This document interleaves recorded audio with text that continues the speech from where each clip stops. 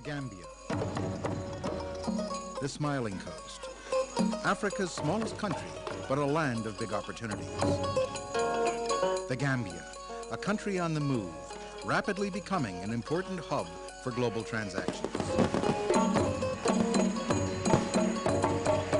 It's a land of contrasts, traditional handicraft and high-speed modems, rustic dugouts and laden freighters, rich local cultures and cosmopolitan experiences. It's a land of warm, friendly people moving forward in the 21st century. We want to build a country that will be a model and a source of inspiration for the rest of mankind. Not only do we want to develop it fast, but we want to make it one of the best countries on the face of the earth. Everything about the Gambia just feels so positive at the moment. Everything is moving. Everyone you speak to, everything, it's growing. It's evolving at such a rate. In the 8 years since I was last in Gambia, things have, there's been so much construction, new hotels, new office buildings. Everyone there has cell phones now, which just amazed me. The extraordinary growth over the last 10 years is the result of the Gambian Master Development Plan, Vision 2020, and the close collaboration between private enterprise, NGOs, and the government. As a leader, you're just like a pilot. You must have to have a flight path. And so Vision 2020 is the blueprint of what we want to achieve as a country. With an eye to a peaceful and prosperous future, the Gambia is in the midst of an unprecedented transformation. It opens its doors to the international community. Welcome to the Gambia, the land of peace, the land of hope, and the land of hospitality.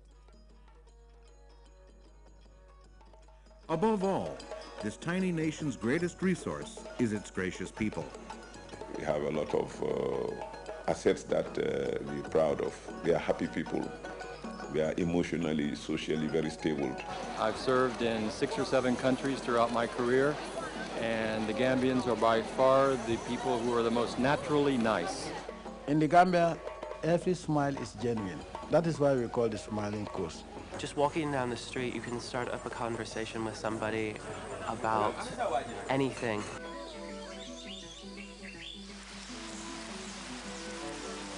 This small, tiny little country it transcends boundaries. The beauty of humanity and our greatness lies in our ability to live together peacefully. Here, diversity has been celebrated, and we celebrate culture by interacting with each other and by respecting each other.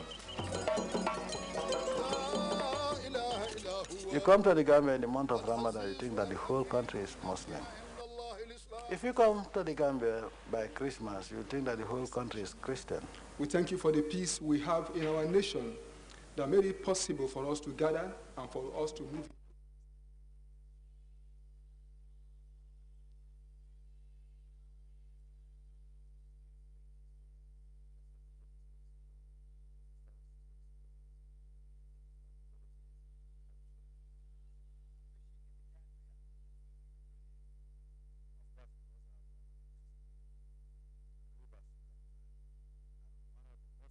Rivers, suitable for all types of sports. All we need is investors. The Gambia River has been the historic highway in the country. Navigable most of its length, it offers tourism opportunities as well as the means to transport goods and people into the interior.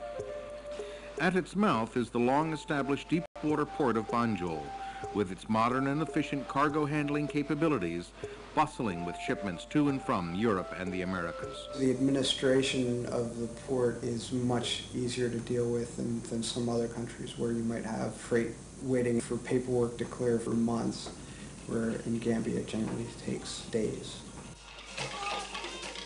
Another unique advantage of the Gambia, the language.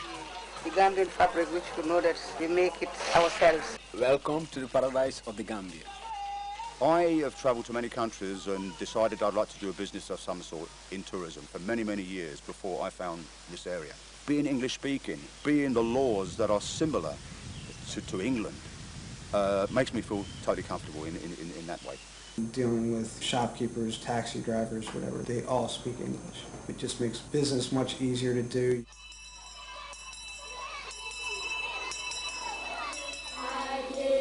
In the Gambia, nearly all children of school age now attend class.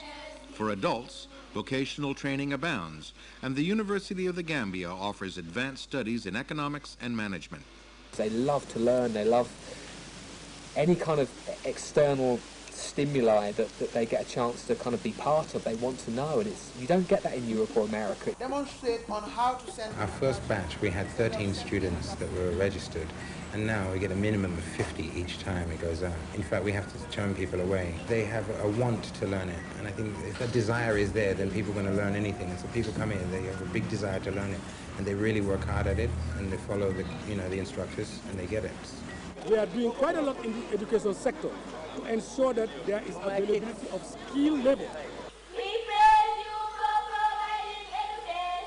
We are the only ones that are giving free education to girls without regard to the parents' political affiliation. On a continent where women are often second-class citizens, Gambia stands out as an exception, actively advancing women's rights and including them at all levels of government and business. Today we have a project which is unprecedented with its gender orientation. The contractor, a woman, myself, the consultant and engineer, a woman, Mary Senghor, and the lawyer who negotiated this contract, a woman, Miss Ida Drame. The sky is the limit for women in the Gambia.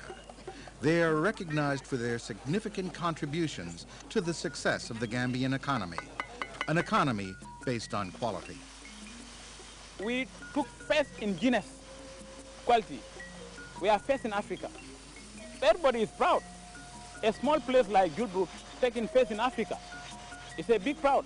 Pride is no stranger to the skilled and motivated Gambian workforce.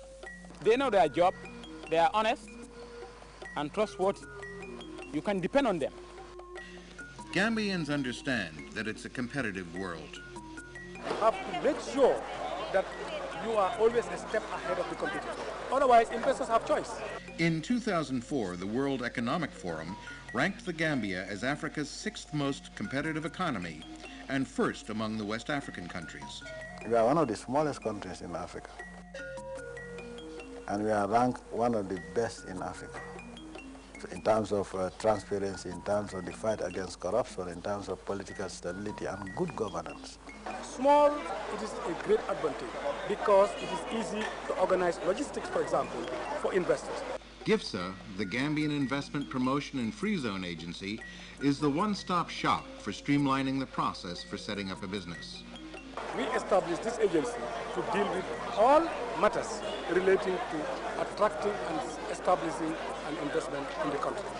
Everything will be done ranging from land issues, immigration issues, licensing issues, and even if you are conducting a feasibility study. Because it's so small and the government is so small, we can, talk to the top people in any department and, get a final answer on any question we have. The Gambian Chamber of Commerce and Industry is actively working with the government to promote private sector involvement in the future development of the country. In the last 3 years, we have heavily invested in the Gambia and have modernized all our banking premises and also the processing systems to world standards. It's easy to provide backup infrastructure service for investment.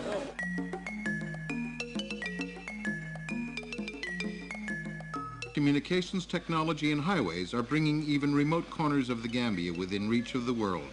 The infrastructure all around here is growing. It's grown in the Gambia, it's grown in Senegal. They're building roads all the way through Senegal. This particular road is going to go all the way up to Gibraltar. 03, clear to land runway. Daily flights touch down on new runways at the Banjul International Airport. Banjul is one of the most modern and well-equipped airports in Africa. Within the sub-region, we have the longest runway. So that's why NASA is using it as their landing site. There are certain countries, you have to drive 1,000 kilometers from the hinterland to access certain facilities. That is not the case with Gambia. Modernization is everywhere. Cell phones and cyber cafes